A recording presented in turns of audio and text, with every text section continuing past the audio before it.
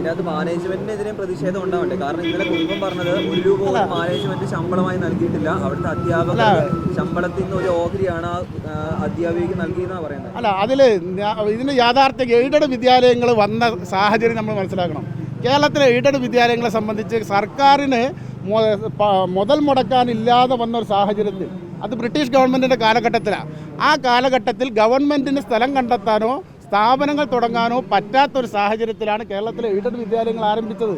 ആ നാട്ടിലെ പ്രമാണിമാരെ സർക്കാർ അനുവാദം കൊടുത്തുകൊണ്ട്, അതല്ലെങ്കിൽ കോർപ്പറേറ്റുകളായ സാമുദായിക സംഘടനകളൊക്കെ വിളിച്ചു വരുത്തി അവരൊക്കെ വേണ്ടി അവരെ എന്ത് ചെയ്തു, അന്ന് സ്ഥാപനങ്ങൾ തുടങ്ങാൻ വേണ്ടി കേരളത്തിലെ എല്ലാവർക്കും വിദ്യാഭ്യാസം ലഭിക്കുക എന്നുള്ള സതുദ്ദേശമാണ് അതിൽ.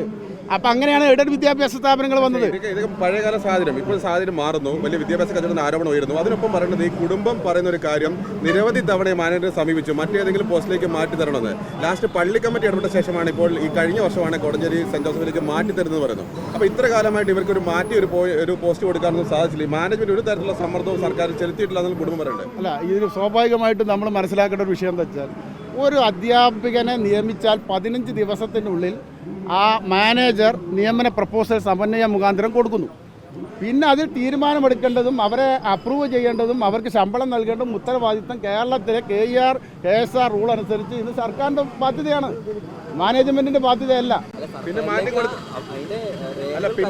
സ്കൂൾ മാറ്റിക്കൊടുത്തത് അവർക്ക് പെർമനന്റ് വേക്കൻസി, ആദ്യം നിയമിക്കപ്പെട്ടത് താൽക്കാലിക അവധിയിലാണ് എന്ന് പറഞ്ഞാൽ ലോങ് ലീവ് അവധിയിലാണ്. ആ അവധിയിൽ നിന്ന് അവരെ പെർമനന്റ് വേക്കൻസി വന്നപ്പോൾ അതേ കോർപ്പറേറ്റ് മാനേജ്മെന്റിന്റെ കീഴിലുള്ള മറ്റൊരു വിദ്യാലയത്തിലെ കോടഞ്ചേരി സ്കൂളിലുള്ള അവിടെ എന്ത് ചെയ്തു, അവിടത്തേക്ക് മാറ്റി നിയമിച്ചു റിട്ടയർമെന്റ് വേക്കൻസിയിലേക്ക്. ഈ വിഷയത്തിൽ 2024 ജൂണിൽ മാത്രമാണ് സ്ഥിര നിയമനം നൽകിയതായി വിദ്യാഭ്യാസ വകുപ്പിനെ അറിയിക്കുന്നത്. പിന്നീട് 6 മാസം മാത്രമേ ആയിട്ടുള്ളൂ. അതായത് നടപടിക്രമങ്ങൾ പൂർത്തീകരിച്ച് ഇനിയും സമയമുണ്ട്.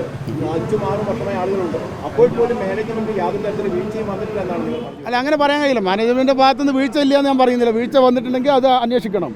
അത് മാനേജ്മെൻറ്റിൻ്റെ ഭാഗത്തുനിന്നാണെങ്കിലും സർക്കാരിൻ്റെ ഭാഗത്തുനിന്നാണെങ്കിലും ഉദ്യോഗസ്ഥരുടെ ഭാഗത്തുനിന്നാണെങ്കിലും ആരുടെ ഭാഗത്തു നിന്നായാലും ഈ ടീച്ചറുടെ മരണത്തിന് ഉത്തരവാദികൾ ആരായാലും അത് കൃത്യമായി അന്വേഷിക്കപ്പെടണം, അവർക്കെതിരെ നടപടിയെടുക്കണം. അത് മാനേജ്മെൻ്റ് ആയാലും അതിനെ അംഗീകരിക്കാനൊന്നും KPSC തയ്യാറല്ല. അതിലൊന്നും യാതൊരു അഭിപ്രായ വ്യത്യാസം നമുക്കില്ല. പ്രാഥമിക ഉത്തരവാദിത്തം മാനേജ്മെന്റ് അത് കഴിഞ്ഞാൽ പ്രാഥമിക ഉത്തരവാദിത്തം മാനേജർക്ക് എന്ന് പറയാൻ കഴിയില്ല. കാരണം സർക്കാരിന് നിയമിക്കപ്പെട്ട അധ്യാപികയുടെ നിയമനം അംഗീകരിക്കേണ്ട ഉത്തരവാദിത്തം സർക്കാരിനാണ്.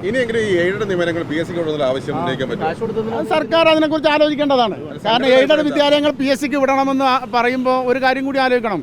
ഞങ്ങൾ ആവശ്യപ്പെടുന്നത് എയ്ഡഡ് വിദ്യാലയങ്ങൾ PSCക്ക് വിടുന്ന നിയമനം മാത്രം PSCക്ക് വിട്ടാൽ പോരാ. എയ്ഡഡ് വിദ്യാലയങ്ങൾ സർക്കാർ ഏറ്റെടുത്തിട്ട് വേണം PSCക്ക് വിടാൻ. സർക്കാർ ഏറ്റെടുക്കണം. സർക്കാർ ഈ മാനേജർമാർക്ക് അതിൻ്റേതായ റെമുനറേഷൻ കൊടുത്ത് അതിൻ്റേതായ ഫണ്ട് കൊടുത്ത് ചെയ്യണം. അപ്പോൾ നിങ്ങൾക്ക് ഒരു കാര്യം മനസ്സിലാക്കണം, കുറേ വിദ്യാലയങ്ങൾ എയ്ഡഡ് വിദ്യാലയങ്ങളിലും മാനേജർമാരില്ലാത്ത വിദ്യാലയങ്ങൾ ഗവൺമെൻറ് താൽക്കാലികമായി നടത്തുന്നുണ്ട്, റെൻറ്റഡ് ബിൽഡിംഗ് ആയിട്ട്. ആ റെൻറ്റഡ് ബിൽഡിംഗ് നടത്തുന്ന മാനേജർമാർക്ക് വരെ 5-8 വർഷമായിട്ട് അവർക്ക് റെൻറ്റ് പോലും കിട്ടുന്നില്ല. അതുപോലും കൊടുക്കാൻ സർക്കാരിന് കഴിയുന്നില്ല. ആ ഒരു യാഥാർത്ഥ്യം കൂടിയുണ്ട്. ആ സ്ഥാനത്താണ് നമ്മൾ സർക്കാർ ഈ സ്ഥാപനങ്ങളൊക്കെ ഏറ്റെടുത്ത് മുന്നോട്ട് പോകണമെന്ന് പറയുന്നത്. PSCക്ക് വിടണമെങ്കിൽ സർക്കാർ ഏറ്റെടുക്കണം. ആ രീതിയാണ് KPSC ആവശ്യപ്പെടുന്നത്. എയ്ഡഡ് വിദ്യാലയങ്ങൾ സർക്കാർ ഏറ്റെടുത്ത് നിയമനങ്ങളുമായി മുന്നോട്ട് പോകണം. അതാണ് നമുക്ക് പറയാനുള്ളത്.